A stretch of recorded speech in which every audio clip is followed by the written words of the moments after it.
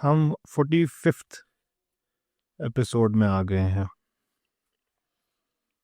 Chapter number 9, page number 104। आखिरी बार पिछली बार जब हम मिले थे तो we were discussing early revolutions and what happened after that, going Islam's first outing, and then how what is spiritual can also have political ramifications. That's where we ended. Chapter 9 अब हम शुरू कर रहे हैं। कहती हैं कि मॉडर्न मुस्लिम्स के लिए ये इनकंसीवेबल है कि मक्का की जो मेजॉरिटी थी कि they would have done anything but flock to Muhammad the moment he began to preach his message सल्लल्लाहु अलैहि वसल्लम। पर मुझे ऐसा नहीं लगता। आई थिंक जो हमारी अपब्रिंगिंग है उसमें ऐसा ही समझाया गया है कि it would have faced opposition. तो जब मैं अपने दिमाग में कंसीव इस स्टोरी को करता हूँ तो उसमें ऑपोजिशन है, लेकिन ये कह रही हैं कि ऐसा मॉडर्न मुस्लिम्स को इनकंसीवेबल लगता है कि अपोज किया होगा किसी ने। उनको लगता है कि इतना ऑब्वियस है कि everyone should have flocked to it. खैर whatever, but the truth is कि everyone did not flock to it. तो ये भी यही कहती है, that is not something that happened. जैसा कि अब है, ऐसा लेज़ली हेजल्टन कह रही हैं कि जैसा कि अब है वैसा ही तब था। ये जो स्टेटस को होता है ये बड़ी एक ताकतवर फोर्स होती है फॉर इनएक्शन। कहने का मतलब whenever you wish to change the status, जो भी है मामला उस वक्त का, उससे बदलना और किसी नई चीज़ में जाना ये बड़ा डिफ़िकल्ट होता है इंसान के लिए। इसकी वजह क्या होती है? इसकी वजह वही है जो ये कोट कर रही है। मैं अपने लफ्ज़ों में कह रहा हूँ कि इट इज़ बेट, वो कहते हैं ना, bird in hand is better than two in a bush. हम बहसते इंसान नापसंद करते हैं अनचार्टेड टेरिटरी में जाना। ये हमारी फितरत के ख़िलाफ़ है, ये हमारी फितरत नहीं है। जब हम कहीं जाते हैं किसी दूसरी जगह, रात को वहाँ रुकते हैं, जिस नए बिस्तर में हम सोते हैं हमें ढंग से नींद नहीं आती।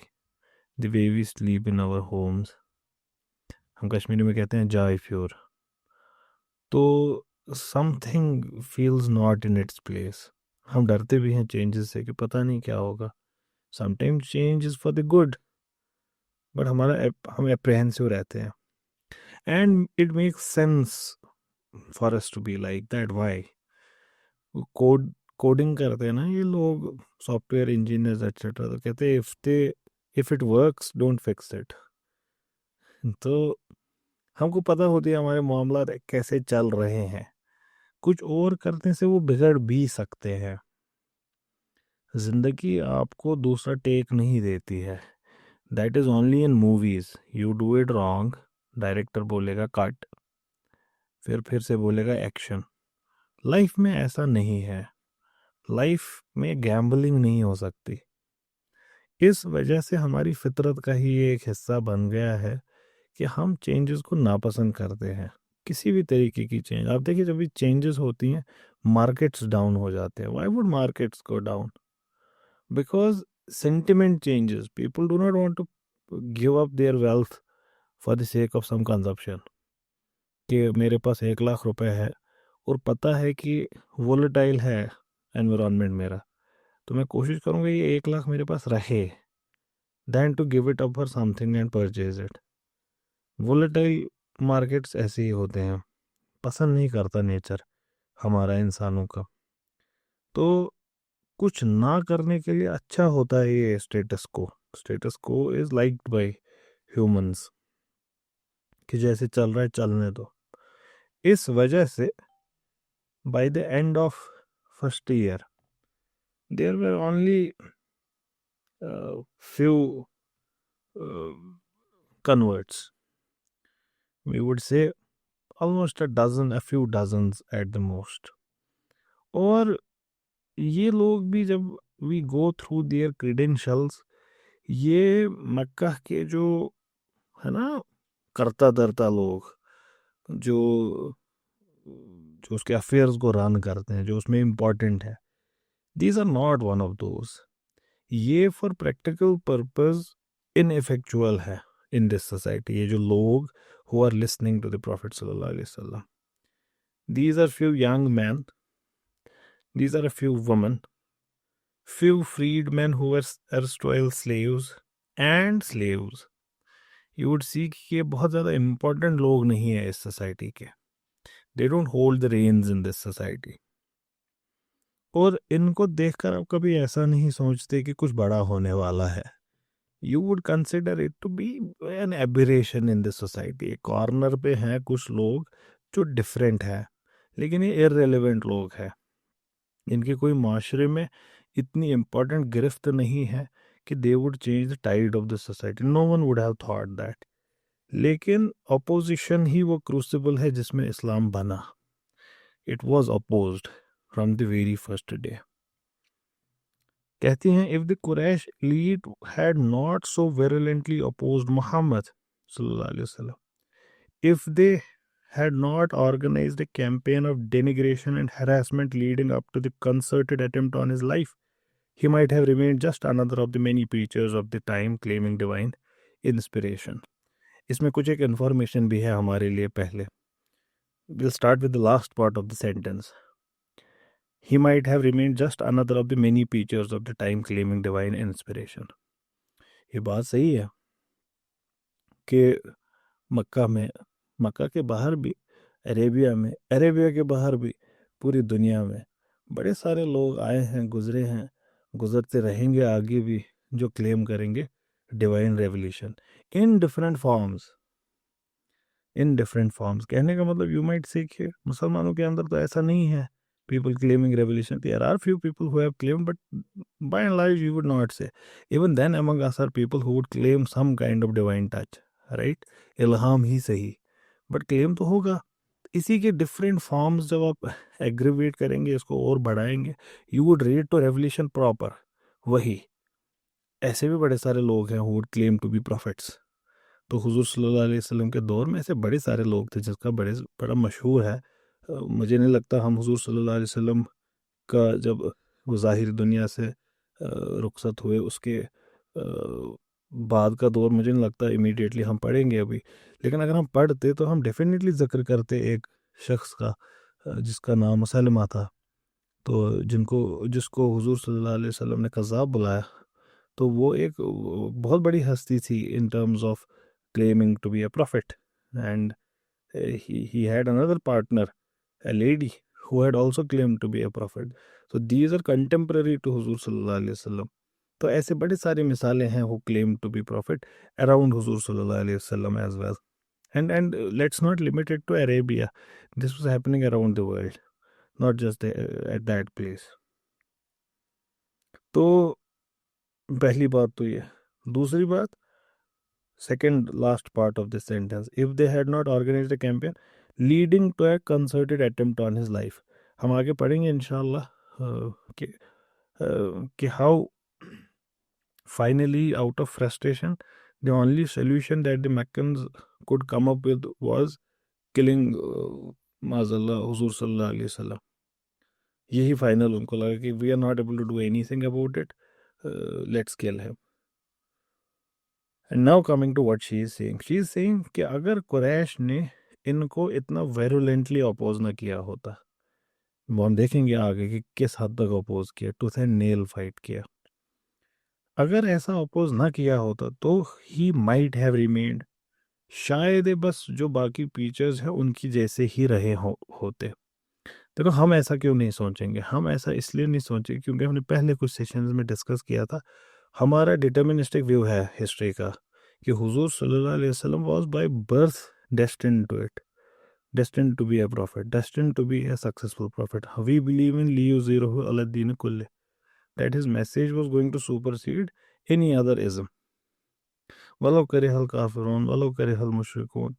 Never mind how much the kafir would not like it, never mind how much the disbeliever would not like it, हमारे लिए मामला सेटल्ड है कि वन वे और अनदर वे ये जितनी भी चीज़ें हो रही हैं, these are like kind of ना pieces of the puzzle, jigsaw puzzle के पीसेस। इनकी हर एक पीस की एक डेस्टिनी है। It has to fulfil the role in the grand scheme of the things. So a prophet was born in Mecca. Why was he born in Mecca? Because whatever was going to happen in the end, that would be fulfilled if he was born in Mecca. Why was he orphaned? Why did he go to Hira? Why did he go to Medina? Why did he do whatever he did? Because these are small pieces of the puzzle. जो and result होना था उसको होने के लिए ये सब होना ज़रूरी था. That's how we view his life, and that is a statement of faith.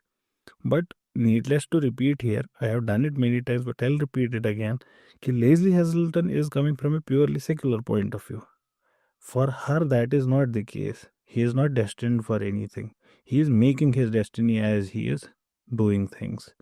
And now to explain it, she would say it कि ये जो opposition है, this kind of gave it a place. And in it is a good lesson for us as well. Many a times thoughts emerge, moments emerge in society which are fringe, which are very fringe, but we end up giving them space. There are many such isms. Take, for example, many people are opposed to, say, feminism. Okay, fair enough. This is not about the rightness and wrongness of feminism right now. That is a topic for other day. But they are opposed to it. They don't like it. They consider it to be an attack on their belief systems, what their forefathers have taught them. Some might consider it against their religion, against their customs. Good for them, whatever. But by giving it space, what are they simultaneously doing? उसकी marketing कर रहे हैं. They are bringing it to the dinner table, जहाँ पे अब इसके idea बोले जाएंगे, चाहे तनकीदी जहन से ही बोले जाएं, क्रिटिसिज्म ही की जाए, लेकिन all publicity is good publicity. जहाँ कल तक ये किसी को नहीं पता था, आज 10 को पता है, और 10 में से एक कन्वर्ट हासिल करना कोई बड़ी बात नहीं है. लोग मुतासिर होंगे, लोगों का काम है मुतासिर होना. तो sometimes you just ignore things, leave them, they will die of their own. क्योंकि ये भी फितरत में है चीज़ों के, जो परवाज नहीं कर सकते वो चीज़ें ज़मीन के साथ मिट के ख़त्म हो जाती हैं. Many things need to be dealt with like that, more so in societies जहाँ पे ऑलरेडी कोई ट्रेडिशन है और स्ट्रांगली फॉलोड है. You can have indifference to others. जैसे I don't know, I am not very fond of Salafism. I will be very frank, it would be lying if I say I am fond of it. I am not. ठीक, I am not fond of it, but you would never see me engage with it कि चलो dialogue करने में क्या हर्ज है. Dialogue करने में कोई हर्ज नहीं है, लेकिन डायलॉग सबकॉन्शियसली एक्सेप्ट करता है equality of two thoughts, which I am not willing to concede. मुझे कोई ज़रूरत नहीं है इसकी. तो sometimes we do it, and why would we do it? हम ऐसा क्यों करते हैं? अक्सर इसकी वजह जो मुझे लगी है वो है हमारे अंदर एक तलब ना, I have to set everything straight. मुझे करना है, मैं हूँ. मतलब कि कैसे किसी ने मेरे खिलाफ कोई बात कर दी, I would deal with it. You are a small speck in this universe, let people be. ठीक, आपने करना है सारी चीज़ों को हल. अक्सर ये रिवेंज होता है अगेंस्ट मेनी थॉट्स जो आपके खिलाफ होते हैं, पॉलिटिकल थॉट्स हों, सोशल थॉट्स हों. आप क्या करते हैं, आपको ये लगता है आपकी पर्सनल जिम्मेवारी है अंडर दिस का इसको अब इसको जवाब देना. और आप यूजुअली क्या कहते हैं उसको, हिकमत से काम नहीं लेते, आप इमोशन से काम लेते हैं. आपका एक रेस्पॉन्स जो होता है वो एक्चुअली एक इमोशनल रेस्पॉन्स होता है विच मैस्करेड्स एज एन इंटेलेक्चुअल रेस्पॉन्स। जैसे आपको क्यों जवाब देना है फेमिनिज्म का? नॉट बिकॉज ये एक इंटेलेक्चुअल एक्सरसाइज है, बट बिकॉज ये एक इमोशनल रेस्पॉन्स है। Once again not saying whether feminism is wrong, इसका ऑपोजिट भी कर सकते हैं। Why do you have to respond to say extremism, Islamism? What is the urge inside you? It is not the intellectual urge to indulge in an academic context or an academic discourse or discussion. It is an emotional response to something you dislike, something you abhor, and in that you don't apply wisdom, and you end up benefiting the thing you set to destroy. So there is a lesson in it. The lazy Hazelden is telling us, if they would have been indifferent to the prophet's message, probably it might not have survived. Why would we disagree? I told you we would disagree because we believe he was destined to be a prophet. हुजूर सल्लल्लाहु अलैहि वसल्लम को बनना ही था पैगंबर। अगर ignore भी करते तो तब भी लियू ज़ीरो वाले दीन कुल्ले होता, राइट? तो हमारे लिए ये डेफिनेशन तो नहीं है, बट हमें purely secular point of view fair point two make. कैसी हैं कि अगर अपोज ना किया होता तो शायद किसी ने कुरान याद ना किया होता, शायद ये मज़हब एक अलग डिस्टिंक्ट शेप ना लेता, शायद ये भी एक फुटनोट की तरह मोनोथीज़म की हिस्ट्री में एक फुटनोट लिखा जाता कि अरेबिया में भी एक शख्स आए थे, उनने भी थोड़ी मोनोथीज़म की बात की थी, लेकिन वो मूवमेंट चल ना पाया। और आफ्टर ऑल इस थ्योरी को सपोर्ट करने के लिए तो खुद कुरान भी है, जो बार बार कहता था, who is he is just a messenger, he is only a man like you, he is a warner among yourselves. तो ये चीज़ इसको ग्राउंड करती है इस पूरे मैसेज को। This was emphatically not about him, ये जो मैसेज थी, इट वॉज नॉट अबाउट हुजूर सल्लल्लाहु अलैहि वसल्लम, it was about the message itself. और ये जो अपोजिशन था, it was not about the person, it was about the message he was giving. Those who opposed it did make it about him दो। अब जो अपोज कर रहे हैं वो क्यों कर रहे हैं? They made it about him, and in doing so they helped him. If they would have critiqued the message, ये भी बड़ा इंपॉर्टेंट लेसन है हमारे लिए। हम भी क्या करते हैं, बड़े सारे,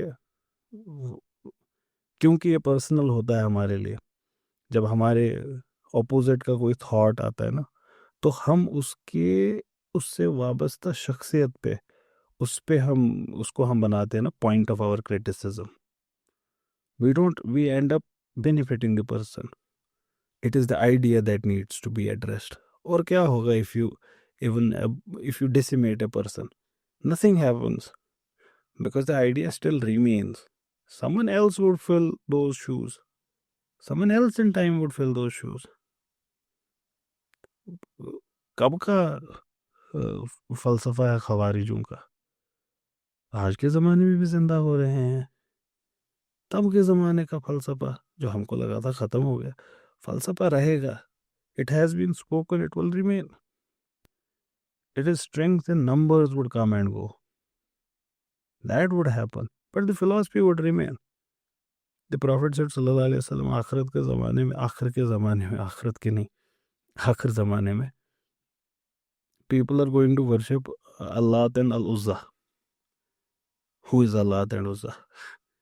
Who do we even know? ये कौन है? No, the thought remains. और ये होगा. The thought would remain. So it is very important we don't make these things about people. When we make these things about people, we invariably end up helping them. Where Muhammad's struggle sallallahu alaihi wasallam had formerly been against his own doubts. इससे पहले क्या थे, पिछले sessions में भी हमने discuss किया, his first struggle was against his own doubt. कि what is this that is happening to me? Zambaluni, cover me, oh Khadija. तो अब डाउटर्स बाहर हैं, अब अंदर मामला दिल का जो है वो मुतमईन हो चुका है, लेकिन बाहर का अब अपोजिशन है। The daughters exist outside. कितना फ्रस्ट्रेटिंग, कितना एंक्शस और कितने डेंजरस है पहले कुछ साल रहे होंगे, कितना भी डिस्पेयर उनको दिखा होगा, और कभी कभार कितना वो टेम्प्ट भी हुए होंगे, लेकिन जो भी मामला है वो अब अंदर का नहीं है, खुद मुतमईन है। अब the despair is about things that are outside. अब खुद पे एतमाद है, भरोसा है कि ये सही है। And the stronger the opposition, the more he would look at it as confirmation of what he was saying. ये भी बड़ा इंपॉर्टेंट है समझना। I'm talking about our lives. कभी कभार चीज़ों का हक और बातिल समझना डिफ़िकल्ट हो जाता है हमारे लिए भी। तो बड़ा अच्छा है ऐसे मौके पे देखना कौन इसकी साइड खड़ा है, कौन इसके खिलाफ खड़ा है, उन लोगों को देखना। जैसे अगर आपके दिल में शक है सिगरेट स्मोकिंग के बारे में, आपके दिल में शक है रिश्वतखोरी के बारे में, आपके दिल में शक है लड़ाई करने, सड़कों पे गुंडागर्दी करना, किसी भी चीज़ के बारे में, ओवर स्पीडिंग के बारे में डाउट है, तो दिल में लाएं ज़रा, सोचे ज़रा दिमाग से कि कौन है ये लोग जो ये काम करते हैं, who are attracted to it, and then your heart would give a witness itself कि ये सही चीज़ होगी या बुरी चीज़ होगी, even if you are doubtful about it। हम हमारे घरों में हमारे अम्मी हमारे अब्बू इनको जानते हैं, हम इनको बड़े अच्छे से जानते हैं, अच्छे लोग हैं बुरे लोग हैं, उनके साथ उठना बैठना होता है हमारा। तो अच्छी तरीके से देखा जा सकता है हमारी माँ कौन से साइड खड़ी होती है किस मामले के, और वो बड़ा अच्छा एक इंसाइट देता है हमको कि हक क्या है बातिल क्या है। So who is opposing you gives you conviction. अब ऐसे समझिए ना, अगर आपको पता हो, अगर कोई ऐसा इंसाइट आपको मिले, इल्हाम मिले, कुछ मिले जो बता दे कि आपका दुश्मन तो इब्लीस है, Iblis doesn't want you to do this thing, आपको बात का हक भी पता चल गया साइमल्टेनियसली कि जो मैं कर रहा हूँ ये अच्छी चीज़ होगी, तो though it doesn't work every time, but in many cases at societal level it is enough. बड़े सारे लिबास के तरीके होते हैं, बाल काटने के तरीके होते हैं। If you are doubtful about them, then look at the people who indulge in it. I wouldn't name, but a few things. For example, jeans है, मैं कभी फटी हुई जीन्स नहीं पहना हूँ, नेवर इन माई लाइफ, पहना नहीं हूँ, दैट डजंट मीन खरीदा नहीं हूँ। 2 जीन्स मैंने फटी हुई खरीदी थी। आई डोंट नो आपकी वोकैबुलरी में उसके लिए क्या वर्ड्स होंगे, कुछ रगड़ जीन्स कहते हैं उसको, कुछ कहते हैं उसको, लोग कराते हैं उसको, काटते हैं बीच में से। तो मैंने भी लाई, और अच्छी खासी महंगी लाई, टॉमी हिलफिगर की लाई, काफ़ी पहले की बात है, और मैंने उसको अभी भी मौजूद रखा है। तो मुझसे मेरे फ्रेंड्स यूनिवर्सिटी डेज में कहते थे कि खरीद लो कुछ नहीं होता, सब लोग पहनते हैं। तो ठीक है, एक दिन मैंने भी बिस्मिल्लाह कर दिया। अब जब मैं उसको पहना, अल्लाह गवाह है, I felt naked, I felt completely naked. और क्या होता है उसमें, थोड़े से कट्स होते हैं ना, I felt naked in it, nude. तो मैं पूरा टाइम अनईजी रहा। फिर मैंने ये किया, मैं अपने अब्बू के पास गया। अब्बू knows tailoring a little, not a little enough, मतलब प्रॉपर स्टिचिंग करते हैं मेरे अब्बू फ्रॉम स्क्रैच, मतलब give him a cloth and he would turn it into something wearable. तो this is easy for him. तो मैंने उनसे कहा कि इसका ये, इसके पीछे कुछ कपड़ा लगा है। ही वॉज, ये क्या कर दिया है अपनी पैंट का, ये कैसे फटा। अब मैं उनको क्या समझाता, ये फैशन है, आप क्या समझेंगे। तो we took piece of cloth and we stitched it there, and I took it and I wore it. I still felt, कसम से, कि जी दिस इज नॉट राइट, हम ऐसे फटे कपड़े नहीं पहनते।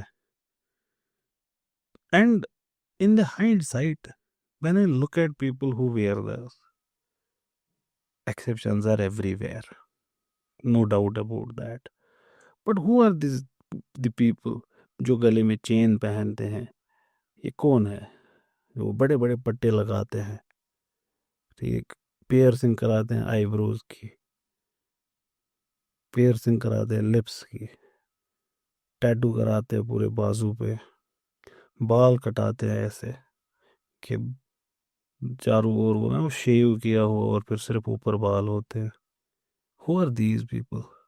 कहाँ से आते हैं ये लोग? तो you see on which side are they? ये कौन सी साइड होते हैं? जब रास्ते पे लड़ाई हो रही होगी, ये कौन सी वाली साइड होंगे? जो लड़ाई कर रहे होंगे या जो रोक रहे होंगे? बाइक्स होती है कुछ टाइप्स की, एंटी बाइक नहीं हूँ मैं, but to be frank enough I dislike bikes as a whole. हमें लेकिन ये समझ सकता हूँ कि मजबूरी होती है, bike is a necessity at times. Mileage अच्छी देती है, एफोर्डेबल है, और फिर ट्रैफिक में बहुत काम आती है, तो मुझे कोई दिक्कत नहीं है वैसे।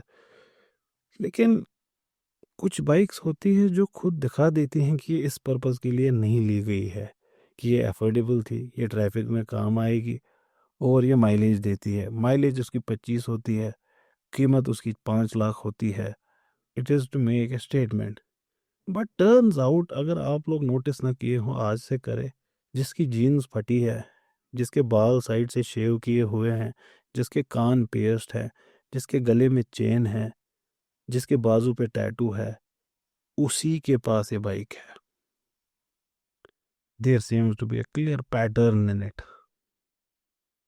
आपके अब्बू आपके अम्मी क्या शौक होगा कि हम वरना खरीदे, BMW खरीदे, ये गाड़ी खरीदे, वो गाड़ी खरीदे। अभी तक मैं किसी की मम्मा से नहीं मिला जो कहती है मुझे KTM ड्यूक लेनी है। मैं तो चाहती थी कि करिश्मा लाऊं, मेरा बेटा भी घूमे इस पे। ये क्या कर दिया मेरी बेटी ने, इसका रगड़ जीन क्यों नहीं है? ये अभी नहीं दिखा मुझे। तो कुछ एक पैटर्न है इसमें जो क्लियरली दिखता नहीं है, पर है। It's not visible. चप्पलों के कुछ तरीकों में, जूतों के कुछ तरीकों में, लिबास के कुछ तरीकों में, the choice of food they take. खैर, the stronger the opposition the more he knew his message was being confirmed। और आपको भी ऐसे अक्सर पता चल जाएगा जब कुछ लोग गए थे नॉर्थ ऑफ मक्का, हुजूर सल्लल्लाहु अलैहि वसल्लम के दौर में की ही बात कर रहा हूँ।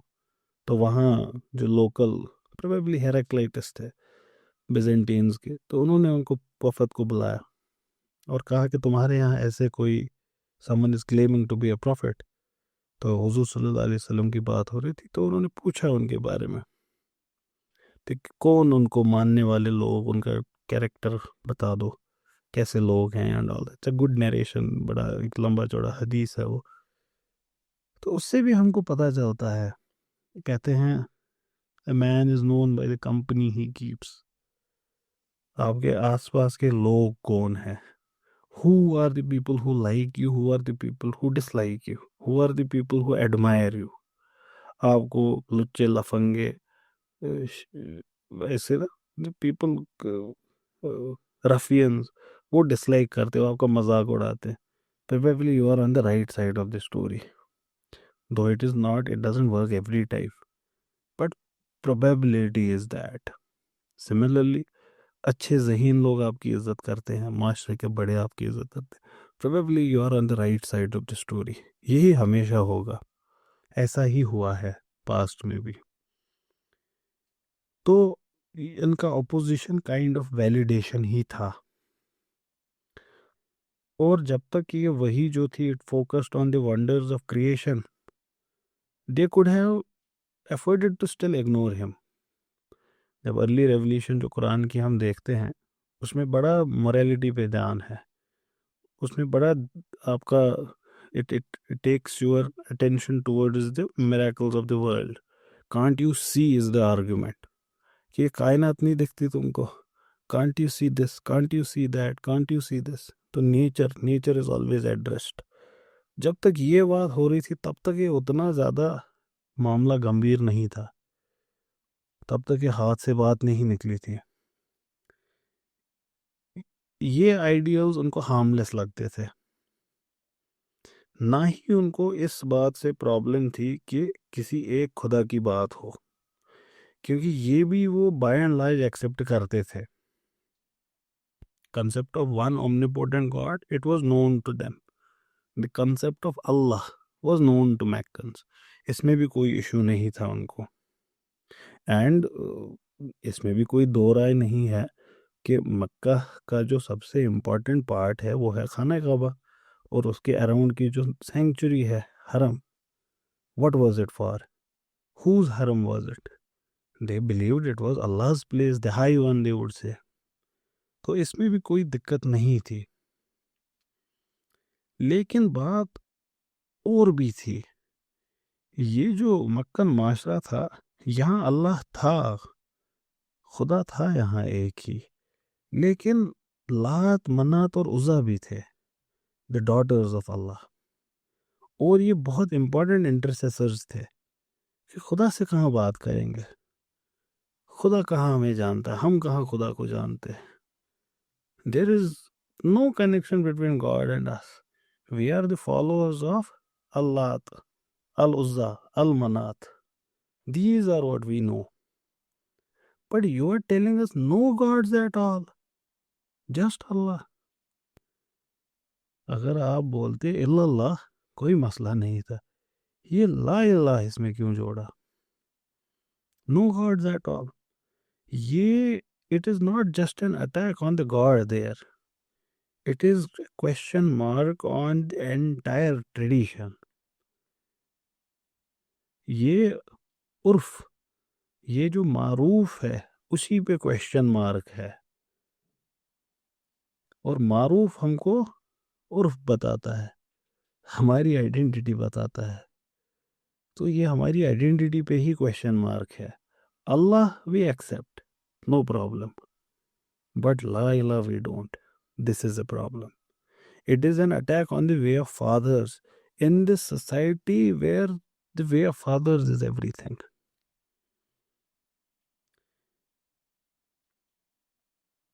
जैसे कस्में खाते हैं लोग अल्लाह की, जो भी हमारी लाइफ में इम्पोर्टेंट होता है उनकी, यहाँ पे कस्में खाई जाती थी पेरेंट्स की, फोर फादर्स की, 10 जनरेशन पहले के। आपको ये कितना भी अजीब लगे, कहते हैं ना कसम माँ जिस कब्र हिंसदरी, कहते हैं ना कि दादी के कब्र की कसम, उसकी कसम, इसकी कसम। लेकिन ये जहाँ की हम बात कर रहे हैं ना, वहाँ ये it was a lived fact. It is as simple as that कि अगर आप इस जमाने के किसी शख्स से उसका नाम पूछते, he would not have stopped at Abid, Falak, Anees, Zakir, Abrar, Andleeb, Asrar.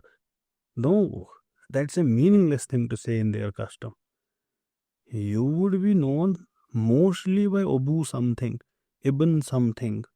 And if you have to cite your name, it would be Ibn so and so, bin so and so, bin so and so, bin so and so. It would go directly back to say Hazrat Adam sometimes.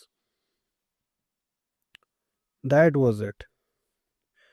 आपके लिए identification का mark was not just your name. It was your entire ancestry. Going back to the very founders of your clan and your tribe. अगर आप Bible उठाएं, she has also quoted Gospel of Matthew. इससे पहले जिक्र हुआ है, जो Bible का न्यू टेस्टामेंट है, जो हज़रत ईसा के बाद लिखा गया है, उसको न्यू टेस्टामेंट कहते हैं। उसमें there are 4 life stories of Hazrat Isa. 4 life stories कहने का मतलब 4 बायोग्राफिकल अकाउंट्स, जो 4 डिफरेंट सोर्सेज से आए हैं। है वही बात, हज़रत ईसा ने अपनी लाइफ कैसे काटी। Matthew, mark, look and John, ऐसी सिर्फ 4 ही किताबें नहीं हैं हिस्ट्री में, ऐसी बड़ी सारी किताबें हैं। गॉस्पेल ऑफ थॉमस है, गॉस्पेल ऑफ मैरी मैगडलन है, एक लेटर बुक भी है, गॉस्पेल ऑफ बारनबस। तो some books did not make it to the Bible, others made. So the Christians say these are inspired texts, others are apocrypha, doubtful texts. तो ये जो हज़रत ईसा के 4 बायोग्राफिकल अकाउंट्स हैं, ये 4 लोगों को एस्क्राइब किए गए हैं कि मैथ्यू ने एक लिखा था, मार्क ने एक लिखा था, ल्यूक ने एक लिखा था और जॉन ने एक लिखा था। So they are called Gospel of Matthew, Gospel of Mark, Gospel of Luke and Gospel of John. इसमें से सबसे पुराना गॉस्पेल ऑफ मार्क है, जो दूसरा गॉस्पेल है। मैथ्यू पहला गॉस्पेल है और ल्यूक, ये दोनों लगभग एक ही टाइम पे लिखे गए हैं। और गॉस्पेल ऑफ जॉन इनमें से सबसे लेटेस्ट है। ओल्ड टेस्टामेंट में और भी राइटिंग्स हैं, द एक्ट्स ऑफ एपोस्टल्स हैं, फिर पीटर की कुछ राइटिंग्स हैं, फिर सेंट पॉल की मेजर राइटिंग्स हैं। ये ज़्यादा पुरानी, ये नई हस्तियाँ नहीं हैं। दीज आर हज़रत ईसा के कुछ ही टाइम के बाद की हस्तियाँ, whosoever wrote these things, or they are ascribed to. There is good doubt, but that's not where we are going. अगर आप मैथ्यू का गॉस्पेल ओपन करेंगे, and this is true for I think Luke as well, they start with a genealogy. Hazrat Isa का जो genealogy है, शजर जिसको कहते हैं, son of so and so, son of so and so, son of so and so, तो Jesus is identified directly to हज़रत Ibrahim and हज़रत दाऊद इन किताबों में। तो आइडेंटिटी का एक इंटीग्रल हिस्सा है हिस्ट्री आपकी। A way of rising above the particulars of individual life to reach both backward and forward in time through lineage. Lineage आपको ग्राउंड करता है, ये प्लेस करता है आपको हिस्ट्री में। And it was all the more important given the awareness of how history could be lost. क्या कह रही हैं? कह रही हैं कि ये जो ये आइडेंटिटी थी ऑफ योर एंसेस्टर्स या नॉलेज इनका, ये इतना इम्पोर्टेंट था क्योंकि तुमको पता था कि कैसे ये ख़त्म भी हो सकता है। अब ये क्या कह रही हैं? She is hinting towards the Arabs knew about nations that had gone, destroyed, finished. हमने डैम की बात की, उसके अराउंड की सिविलाइजेशन गॉन, शहर इरम का गॉन। तो इनको ये सामूद, ये सारे लोग पता थे। They knew how these people were gone. Histories get finished, destroyed by the sands of time. तो ये जो थीम ऑफ लॉस्ट ग्रेटनेस है, it finds its central place in Quran as well. तो कुरान बार बार it brings back the discussion. Have you not seen what happened to the people of Samud? Have you not seen what happened to the people of Hazrat Noah? Have you not seen what happened to the people of Lut alayhi salam? तो ये सारे लोग जो हैं, इनका जिक्र कुरान में है, and it makes little or no sense for Quran to talk about something which its addressees did not know or understand. मतलब, would you reveal a Quran, say in Sanskrit, in Punjabi, in Chinese to Arabs? Of course not. The Quran says it is in Arabic, which is Mubin, which you understand. So in it would be contents that would be understood by people. So it calls the Arabs. Has not the story of Moses reached you? Who Moses if they did not know? ये किसकी बात हो रही है? These were not obscure figures for them. So they knew these great pre-Islamic odes. So they knew how history can be lost, how great people would be lost. And the ruins of these places were also known to them. Some of these ruins exist even today. अभी के जो Saudis हैं, वो destination इसको बना रहे हैं, travel destination, इनमें से कुछ ruins को। ये ruins lessons थे। ये लेसन्स थे कि पास्ट में हुआ क्या था, और ना सिर्फ उसके, बट उसके भी आगे क्या हो सकता है। बड़ा इम्पोर्टेंट है समझना कि हिस्ट्री क्यों समझनी है। History is a lesson in lessons. History क्यों पढ़नी है? ये सोचते कि 1947 में क्या हुआ, 1564 में क्या हुआ, ये नहीं है हिस्ट्री। हिस्ट्री हम इसलिए पढ़ते हैं क्योंकि सिविलाइजेशनल लेवल पे हमें नहीं पता होती कौन से फैसलों से क्या होता है आगे। We don't know. आप दवाई के मामले में रैंडमाइज्ड कंट्रोल ट्रायल्स कर सकते हैं।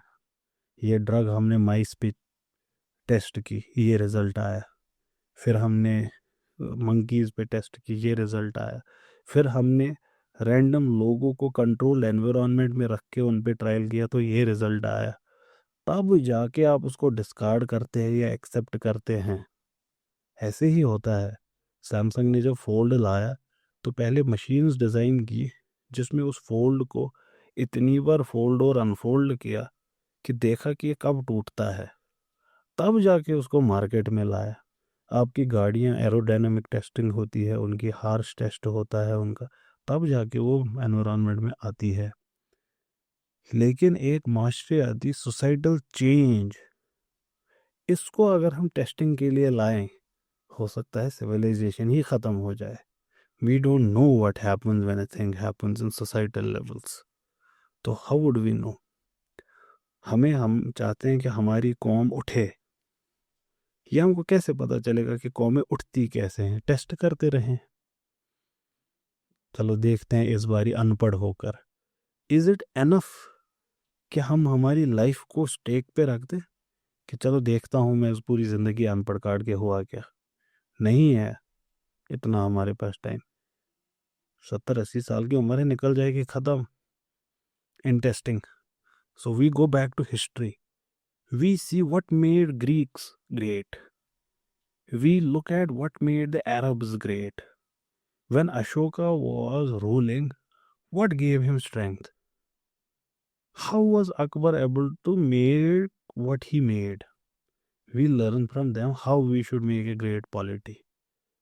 We read Aurangzeb too. We see why did Mughal Empire fail? An empire which was so strong, why would it fail? We read it. We understand. Oh, अगर हम ऐसा करते तो ये होता है। हमको कैसा पता चलेगा कि are we creating a Hitler in our own backyard? ये कैसे हमको पता चलेगा? जब तक हम हिटलर नहीं पढ़ेंगे। हमको क्यों पढ़ना है द होलोकॉस्ट? हमको इसलिए पढ़ना है क्योंकि होलोकॉस्ट में एक अमेजिंग लेसन है कि इंसान ये भी कर सकता है। होलोकॉस्ट में लेसन क्या है? इंसानों ने ही किया ना, मार्स से तो नहीं आए, इंसानों ने किया। दैट मीन्स आप, मैं, फलक, अनीस, हम सब केपेबल हैं इस काम के, और ये नहीं करना है। तो इसलिए पढ़ना है ये काम कैसे शुरू होता है। जब तक हम तुत्सीज का रवांडा में नहीं देख सकते ना मैसेकर, तब तक हमको नहीं समझ आएगा जेनोसाइड कैसे शुरू होता है। और sometimes we ourselves end up doing things which in later, butterfly effect ना, उसकी fluttering at one place create cyclones in another place. आपकी एक छोटी सी बात किसी की ज़िंदगी बर्बाद कर सकती है। तो ये सारी चीज़ें सिविलाइजेशनल लेवल पे कि कौमें गिरती कैसे है, कौमें उठती कैसे है, ये हमको कैसे पता चलेगा? जब तक हम कौमों की कहानी ना सुने, जब तक हम स्टोरी ऑफ सिविलाइजेशन ना पढ़ें। इंटरेस्टिंगली स्टोरी ऑफ सिविलाइजेशन एक किताब का नाम है। जब तक हमें स्टडी ऑफ हिस्ट्री ना करें, study of history is a magnum opus in history, Arthur Toynbee की लिखी हुई, जब तक हमने ये ना पढ़ा कुछ नहीं समझेंगे। And Quran calls us back to it again and again कि look at the story of Moses, look at the story of David, look at the story of Noah, look at the story of Lut, look at the story of Saleh, look at all of these stories and see what happened to people who did this. जैसे one of the markers of civilizations that fell is that the benefits that they accrued out of their civilization was shared only by a few. That means inequality ऐसी societies में बहुत ज़्यादा थी। तो इस वजह से वी गेट ए लेसन कि हमें हमारी सोसाइटीज़ में इनइक्वालिटी कम करनी है। तो ये चीज़ है। तो the Arabs, the Meccans, the immediate addressees of the prophet सल्लल्लाहु अलैहि वसल्लम, दे न्यू इट। ये होता है ट्रेडिशनल विजडम भी, ये कहानियों में होता है, ये हमसे कहा गया होता है कि ईशन कारण ऐसे नहीं करते हैं, हमारे बड़े हमसे कहते हैं। ठीक, there are lessons in it. एक अर्थक्वेक, एक ड्रॉट, एक प्लेग या conquest, history is filled with the stories of wiping out of civilisations. तो ऐसी सोसाइटी में जिनके पास ये इल्म था, the emphasis on lineage, it served as a kind of defence against this awareness कि आप एक ब्लिंक में ख़त्म हो सकते हैं, लेकिन आप ख़त्म हो सकते हैं. Lineage is over time. It's over time. तो ancestors are very important in such society. They were venerated, they were respected, they were loved, and they were given divine powers कि they intercede on our behalf. ये जो most powerful among them, इनके जो Graves होते थे, कब्र होते थे, इन पे दरगाह बनती थी. जैसे ग्रेट रबाइज की यूज बनाते, सेंट्स की मुस्लिम्स बनाते, and these happen even till this day. North Africa, middle east में these exist till this day, she says. बड़े सारे लोगों को लगता है ये जो फेनोमेना है इंडियन सब कॉन्टिनेंट के लोगों को, उनको लगता है ये फेनोमेना लिमिटेड टू इंडियन सब कॉन्टिनेंट और कश्मीरियों को लगता है टू कश्मीर है. ऐसी बात नहीं है. ये पैन इस्लामिक फेनोमेना है. ये हर जगह ऐसे ही था. अरेबिया में भी ऐसे ही था. For Jews, Christians and Muslims alike, they satisfy a deep-seated human longing for the tangible. वो कहते हैं ना अल्लामा इकबाल अपने शिकवा में कि बिन देखे खुदा को कोई क्यों मानता. लेकिन कोई भी अगर उस पर ध्यान दे, it is always a leap from tangible to intangible. And that's the argument of Quran as well. कुरान का आर्ग्यूमेंट क्या है कि ये बादलों को देखो, हाउ दे कैरी वाटर. कुरान का आर्ग्यूमेंट है, do you not see pregnant ladies, कि कैसे एक बच्चा पूरा डेवलप होता है and it's born at the end. So it is asking us to deduce the metaphysical from the physical. तो इंसान की नज़र किसी चीज़ को महसूस करने के बाद ही तस्लीम करती है. एंड ये जो ये चाहत है हमारे अंदर, ये टेंजिबल जो टेंजिबल चीज़ें हैं, ये उसको फुलफिल करती है. कोई पत्थर होता जिसको मैं चूमता. Some walls where I could weep. What is she hinting towards? She is talking about the Wailing Wall of Jews. She is talking about the stone Hajr Aswad, उसी को हम चूमते हैं. Place to bring flowers, gifts and letters. ये Christians की बात हो रही है. Good prose. लेकिन कुछ नहीं हो सकता था इससे ज़्यादा radical than the Quranic verses, which talked about none of these but Day of Judgment. And how was that a radical shift? Day of Judgment में तुम्हारे माँ बाप, तुम्हारे सेंट्स, तुम्हारे जो भी हैं, सब अल्लाह के सामने खड़े होने हैं एक लाइन में. ना कोई बंदा रहा, ना कोई बंदा नवाज. एंड दिस वाज लाइक, कौन ये जो हमारे इतने बड़े बुजुर्ग हैं, he says this about our great founder of our clan. No. Such a radical thing that everyone would be accountable for their actions. We'll stop here. We'll continue next time, inshallah.